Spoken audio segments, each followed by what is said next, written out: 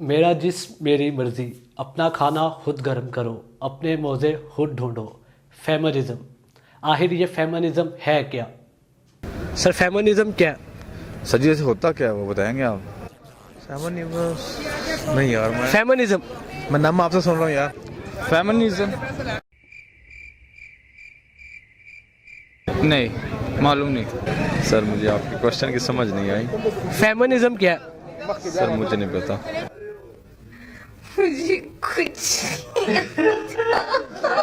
Feminism مغربی ممالک میں تو کوئی نیا نام نہیں، لیکن پاکستان میں کم ہی لوگ اس نام سے واقفیت رکھتے ہیں.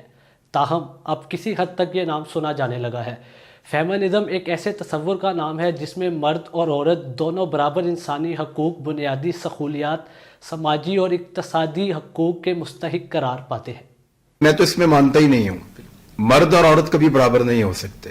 یعنی مجھے اپنے بیٹیوں سے زیادہ پیار ہے، بیٹوں سے بھی ہے لیکن بیٹیوں سے زیادہ پیار ہے، تو کیسے برابر ہو سکتے ہیں؟ اسی طرح مجھے بھائیوں کی نسبت بہنوں سے زیادہ پیار ہے، کیسے برابر ہو سکتے ہیں؟ جو جنت ہے وہ ماں کے پیروں کے نیچے ہے، کیسے برابر ہو سکتے ہیں؟ آپ ان کو ایک ساتھ برابر کرنے کے چکر کے اندر دونوں کو خراب کر دیتے ہیں. کیوں عورت کو بازار کی چیز بناتے ہیں؟ کیوں اس کو رول کے رکھ دیتے ہیں؟ وہ تو راج کرنے کے لیے آئی ہے، موج کرنے کے لیے آئی. ہم کام کریں گے، وہ اپنے گھر کے اندر انجوائے کرے. اور جہاں تک یہ نعرہ لگائے نا، بچوں کو سنبھالتی ہیں، وہ کھانا پکاتی ہیں، وہ یہ سارا کچھ کرتی ہیں، یہ ہم بھی کرتے ہیں اپنے گھر کے اندر. بالکل.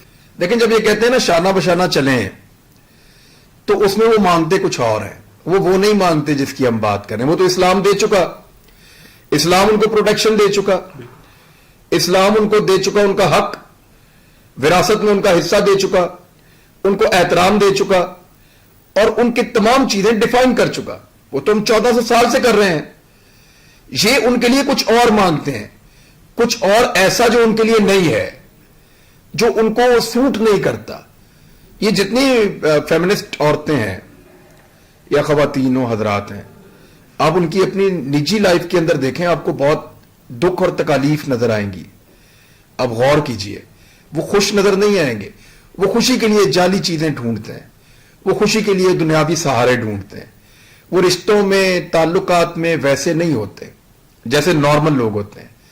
تو یہ صرف ایک ڈکوسلا ہے عورت کو بازار میں لا کر کھڑا کرنے کا، عورت کو ایک تفریح کا سامان بنانے کا ایک ڈکوسلا ہے. میں پرسنلی ایکول رائٹس پہ بلیو نہیں کرتی. میں یہ سمجھتی ہوں کہ عورتوں کے چیلنجز زیادہ ہیں، ان کے مسائل زیادہ ہیں. اگر بایولوجیکل لحاظ سے بھی دیکھا جائے اور معاشرے میں کام کرنے کے لحاظ سے دیکھا جائے، ہر لحاظ سے ان کو زیادہ مشکل حالات کا سامنا کرنا پڑتا ہے. تو عورتوں کے جو حقوق ہیں وہ مردوں سے زیادہ ہونے چاہیے. تو پھر جو جنگ ہے وہ بھی ایکول رائٹس کی نہیں ہونی چاہیے، بلکہ زیادہ حقوق کی ہونی چاہیے. دیکھیں، یہ یورپ اور امریکہ سے آئی ہوئی تحریکات ہیں. یہ این جی اوز کے ذریعے ان تحریکات کو روج دیا جاتا ہے تاکہ این جی اوز معاشرے میں جا کے بگاڑ پیدا کریں.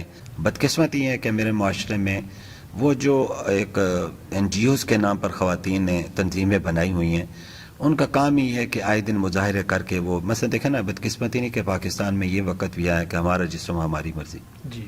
پھر اللہ کی طرف سے کیسی سزا آئی؟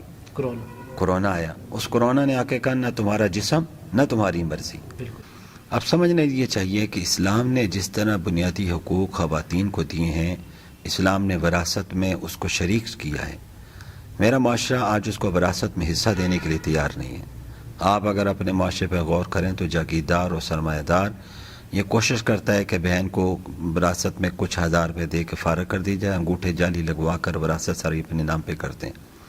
اب یہ سوال یہ ہوتا ہے کہ آج کی جو خواتین ہیں جنہوں نے اسلام کو مطالعہ نہیں کیا ہے، اسلام کے بارے میں معلومات نہیں رکھتی ہیں، وہ کہتی ہیں ہمیں تو آپ نے آدھی وراثت میں شریک کیا اور مرد کو پورے کا پورا حق دیا. سوچنا چاہیے کہ اسلام نے اس کا کتنا خیال کیا کہ اگر اس کو یہاں سے آدھی وراثت ملی ہے تو جس شوہر کے گھر میں جا رہی ہے نان و نفقہ اس کے سپرد کیا ہے، اور اس کا جو حصہ بنے گا اس میں بھی اس کو شریک کیا ہے. اس کی آدھی وراثت تو محفوظ کی محفوظ رہے گی. اور اس کو کہا کہ تم اپنے نان و نفقہ کی فکر نہیں کرنی، گھر کا سارا نظام تم نے ہی چلانا ہے. یورپ کہتا ہے نہیں، خاتون بھی ملازمت کرے، مرد بھی ملازمت کرے. میرا اسلام کہتا ہے یہ کام ہی مرد کا ہے. ہم مرد کو جب کہتے ہیں کہ نکاح کرتا ہے تو نکاح میں جب وہ کہتا ہے میں قبول کرتا ہوں، تو اس میں اس کو یہ بھی نوٹ کرنا ہوگا کہ میں اپنی بیوی کے نان و نفقہ، اس کی رہائش، اس کا کھانا پینا، اس کے بود و باش اور آنے والی نسل کے لیے بھی تمام انتظامات کے ذمہ داری میں شامل ہوں گے.